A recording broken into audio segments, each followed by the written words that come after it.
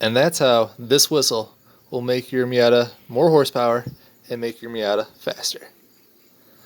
Alright, that's a wrap. Let's go check out the channel. Oh my god! 10,000 views?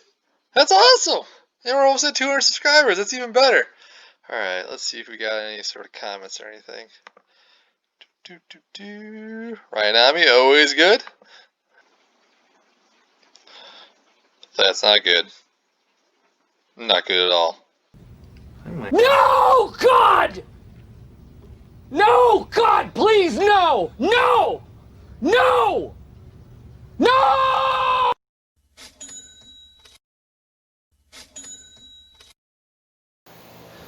So if you were one of the lucky people who watched the video on how to install your coilovers, you're even luckier now. You get to watch the bonus footage on how to uninstall coilovers and director's cut, disassemble and reassemble them. Ugh. And there's the issue. These springs, which are your helper springs, which are just there for my minor bumps, should be on the bottom of the actual core spring itself. And the reason is, this blue lip right here, if we go under full compression, there's a small chance that this would catch on the actual strut itself and snap it open, which would be bad news bears. So we should take it out, completely disassemble it, and reassemble it, because the person who put it together didn't read the directions to think that this needs to be here and this needs to be here. So yeah. Surprisingly, the first step is not to jack the car up. The first step is to loosen but not remove suspension bolts.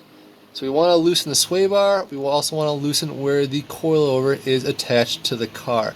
Do this before jacking up the car and removing the wheels. Do this on both sides of your car, but please give it time to cool down. You do not want your exhaust to leave a burn mark on your arm. Once you've sworn a couple times and taken out nearly every single tool in your arsenal, it's probably time to get ready to jack your car up. So once your suspension is loose, go ahead, break the lug nuts on your wheels loose first, and then jack your car up safely, put it on jack stands, do the wiggle test, make sure it's safe to get under the car.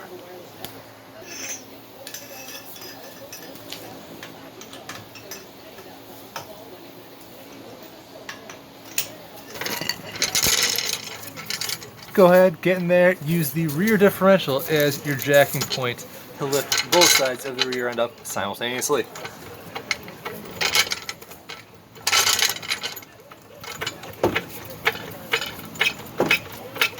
I screwed up. Make sure you put some chocks by your wheels so your car doesn't move while you're jacking it up. Wiggle, wiggle, wiggle. Wiggle, wiggle, wiggle.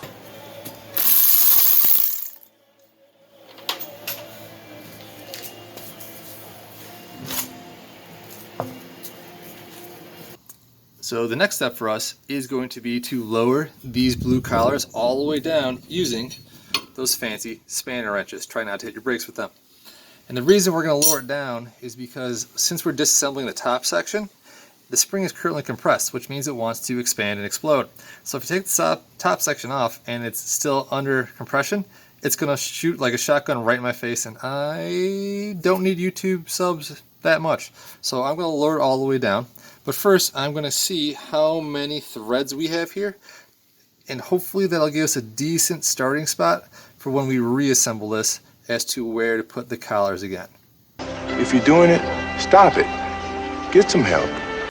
Here's what I realized. You can take the whole coilover assembly out without lowering the collars, which makes your life significantly easier. What you need access to is some sort of vise where you can gently lock this thing in, and then you can spin the collars down outside of the car. Because if you try to do it while it's in the car, well, that's what I did the first time, and it was taking forever. So learn from my mistakes. Take the entire coilover out without lowering it first, then lock it into a vise. Take your time, undo it there, or else you're in for hours and hours and hours of trying to get these little wrenches in there to spin your collars loose, and it's a pain.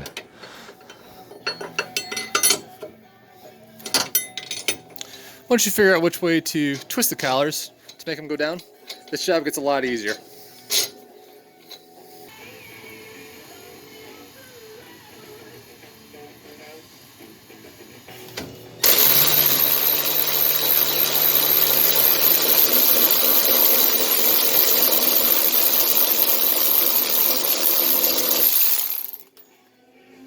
You chose poorly. That whole process takes forever, and then you're stuck doing this really awkward dance of trying to push down the lower control arm and wiggle out the whole coilover assembly. So please choose wisely. Leave the coilover compressed, take it out, find yourself a vise, put it in there, and you will avoid this whole hassle.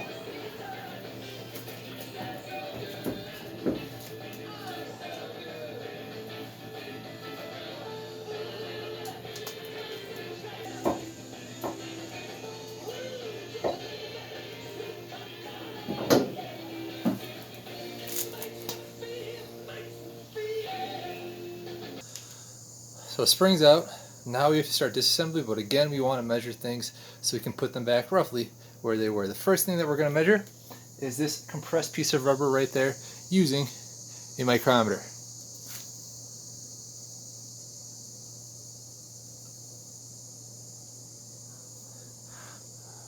So there we go. That's how thick that is, which is roughly 4/10 of an inch. So we'll need to replicate that when we reassemble.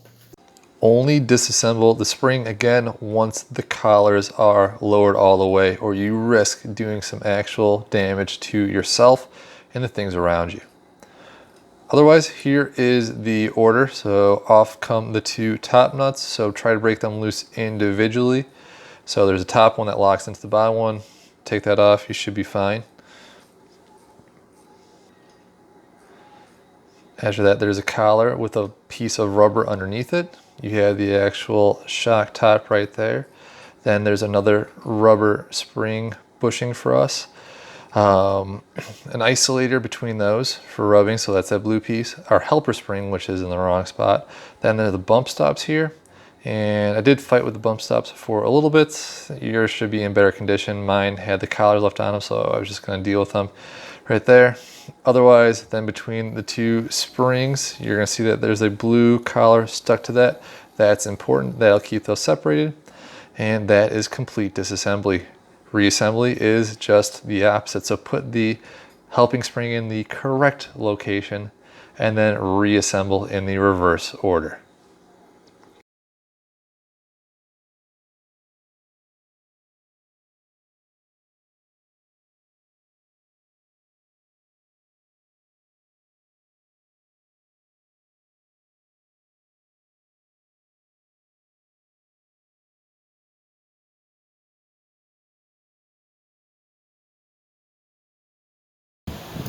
We once again find ourselves in a familiar yet undesirable position, just like taking a physics test. So for the fronts, very similarly, start loosening everything up.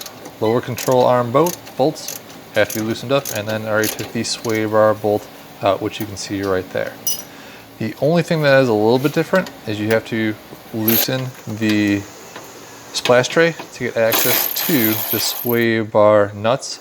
Lower them down so that they're flush with their mounting points, but not all the way out. So just lower those down. You can see I'm actually trying to feel the top to make sure that the bolt is low enough. This is the long bolt method. One wrench back here, open-ended. Watch out for the brake line. Secondary, up front here, right there. And depending on your extensions, you can use shorties, you can use longies, whatever.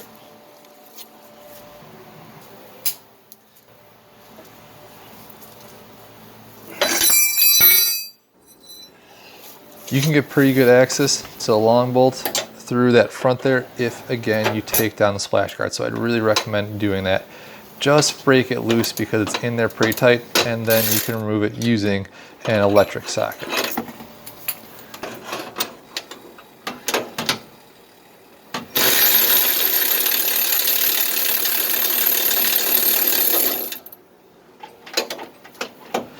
After you've already loosened up, if everything is not under load, you should be able to pull the bolt forward, and then with just a small amount of muscular persuasion, move that down, and then you should be able to just push down a little bit on the coilover, assuming you kept the collars nice and high, and then wiggle it out. At this point, you just repeat everything else that we did.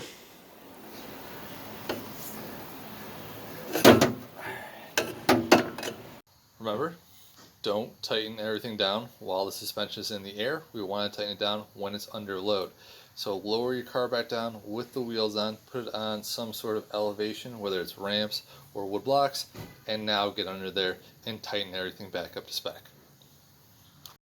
So ladies and gentlemen, we need to start thinking about where the Miata is actually headed. Think about it. We've added power with the supercharger. We've lowered it with coilovers and improved the suspension with the sway bars. We have upgraded wheels and tires. We stripped the interior.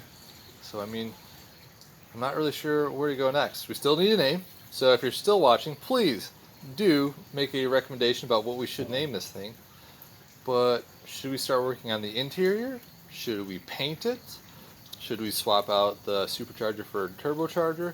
I don't know. I'm not really sure where we're headed right now, so give me your thoughts about what you think you would like to see me try and do. We've come pretty far, no lies about that, not to my own horn, but I'd like to take it a little bit further. So let me know. Paint it, fix up the interior, swap the supercharger for a turbocharger, let me know. Otherwise, have a great day.